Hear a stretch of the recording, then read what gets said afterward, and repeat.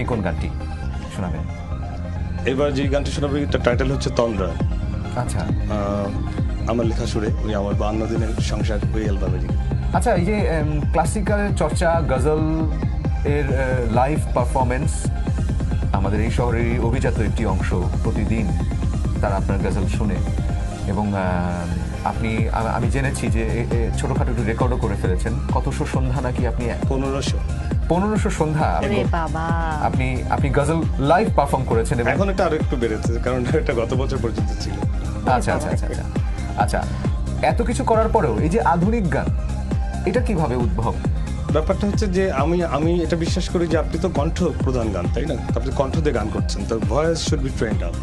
একটা কণ্ঠ যদি প্রপারলি ট্রেন্ড আপ ভয়েস হয়, সে একটা জিঙ্গেলে কণ্ঠ দিতে পারে, সে গজল গাইতে পারে, সে ফোক গাইতে পারে, সে অন্য কিছু করতে পারে। ইট ডিপেন্ডস অন, অবশ্যই শিল্পীর নিজস্ব রুচির উপর ডিপেন্ড করে সে কি গাইবে। অ্যাট দ্য সেম টাইম আপনি কি ধরনের মিউজিক করেন তার উপর আপনার পার্সোনালিটি রিফ্লেক্ট করে।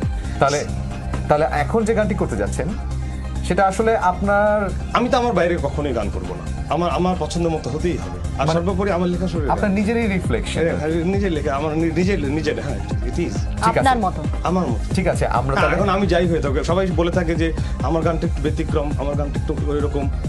আমারটা খুবই সাধারণ, খুব সাধারণ, কোনো ব্যতিক্রম নেই, আর সাধারণ সাদামাটা, ক্লাসিক নট ক্লাসিক্যাল।